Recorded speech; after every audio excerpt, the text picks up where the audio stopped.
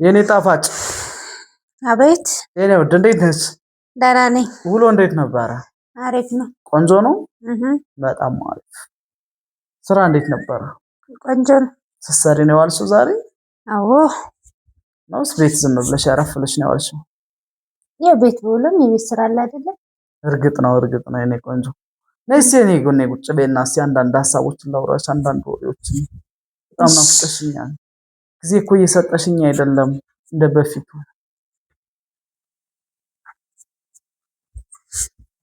እና እንዴት ነው? አለን። አማን ነው ውሎ? እንዴት ነው? ውሎ ቆንጆ ነው ከኔ ጋር ፈጣሪ ይመስገን። አንቺ እንዴት ነሽ? አሪፍ ነው።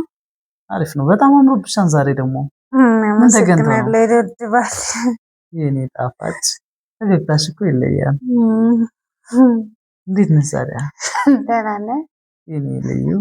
አንቺ እኮ ስትስቂ ነው የሚያምርብሽ፣ ፈገግ ስትይ ነው የሚያምርብሽ። አመሰግናለሁ የኔ ቆንጆ። እና እንዴት ነው ውሎሽ? አሪፍ ነው? ቆንጆ ነው። ምሳ በላሽ?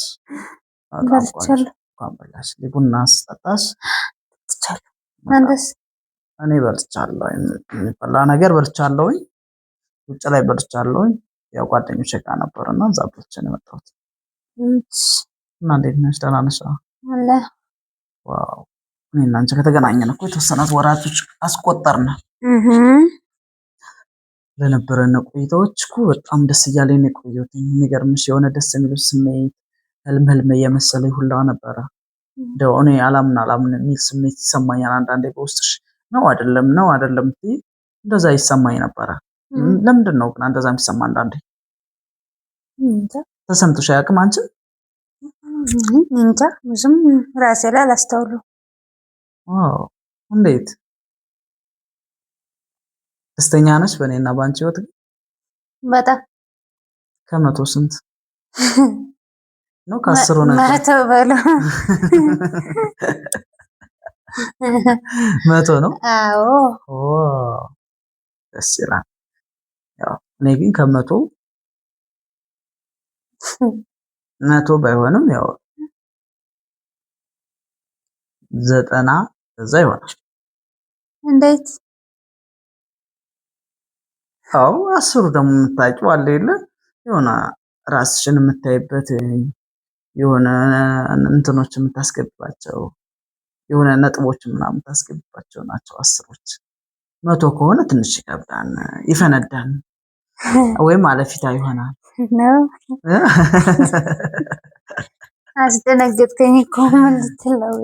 አይ ምንም ልል አይደለም፣ ግን በቃ የተሰማኝ ስሜት ነው ከኔ ጋር የተሰማኝ ስሜት። ግን በዚሁ አጋጣሚ እኔ አንቺን ሳላደንቅሽ፣ አንቺን ሳላከብርሽ፣ አንቺን ሳላመሰግን አላልፍም። ምክንያቱም አንቺን ማደንቅበት አንግል እና ማመሰግንበት አንግል አንደኛ ነገር በጣም የዋህ ልጅ ነሽ። እዛ ላይ ደግሞ በጣም አክራሪ ነሽ። እዛም ሲቀጥል ደግሞ አስተዋይ ልጅ ነሽ። ብዙ ነገር ለኔ ሁሉ ነገሬ ነሽ።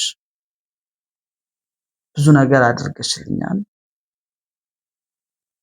ከምልሽ በላይ ብዙ ነገር አድርገሽልኛል።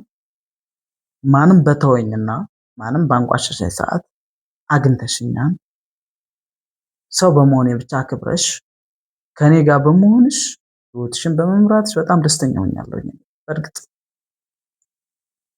የዘመኑ ሰው አይደለሽም። በገንዘብ የምትታይ እለይ ልጅ አይደለሽም። በቃ በአሁኑ እኮ በምታዩ እንዳለ ወጣቱም በዩ ምኑም በዩ በገንዘብ የተታለለ ነው። ወጣቱም ትልቁም ትንሹም በገንዘብ ከ11 ሁሉንም ማለት አይቻልም። የተወሰነ ፓርቱ እንትን ይላል የራሱን ህይወት ይኖራል። ልክ እንደኔና እንዳንቺ ብዙ ወጣቶችም አሉ፣ ትላልቆችም አሉ። ከመቶ ቢያንስ 70% በራሱ እንትን እና የኔ ቆንጆ ያደረግሽልኝ ነገር በሙሉ በጣም ነው የማመሰግነው። በጣም ነው ማከብርሽ። እወድሻለሁ፣ አከብርሻለሁ ከምልሽ በላይ ለአንቺ ትልቅ ቦታ አለኝ። ወደዚህ ከመጣሽ እኮ አንስ ወደ ሀና ወደዚህ ከመጣሽ ቢያንስ የተወሰነ ወራት ብቻ ሆነሻል ከተገናኘን አይደል? ግን በዚህ መካከል አሁን ፈጣሪ በሰላም ለመገላገል ያብቃሽ እንጂ መቤት የታረስሽ እንጂ ያው የስድስት ወር እርጉዝ ነሽ። የስድስት ወር እርጉዝ ነሽ። እርጉዝ ነው ነፍሰ ጡር ነው ይባል ሁለት አንድ ነው ዞሮ ዞሮ ያው ነፍሰ ጡር እና የምሬን ነው ይነድ እና በዚያም አማካኝነት ማሽኑ እዛ ቸክ ስናደርገው እንደዛ ነው ያለ። አንቺ ደግሞ ከዚህ ከመጣሽ ደግሞ ከተገናኘንበት አንፃር ሳስበው ደግሞ እንዴት የሚል የሆነ ስሜት ይሰማኛል። እንዴት እንትኑ አልመጣጠንልኝ አለ።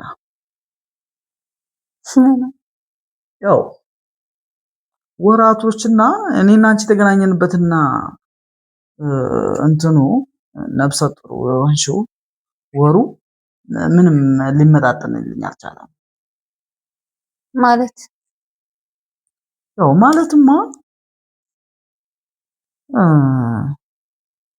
የጠረጠርከኝ ነው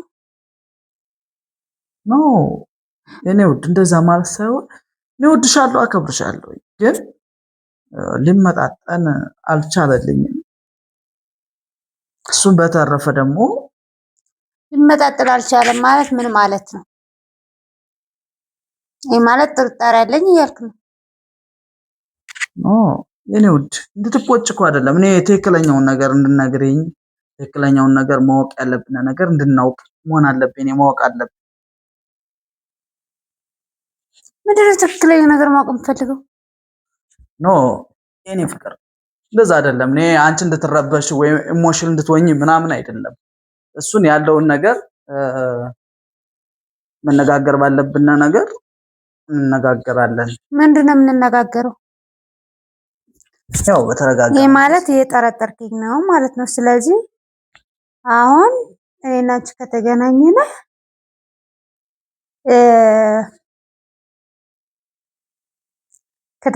ከተገናኘነ እንደዚህ ወር ሆኗለኝ 6 ወር ሆኗለኝ። ግን ከዛ በፊት ምናምን የምትለው ነገር ምንድን ነው?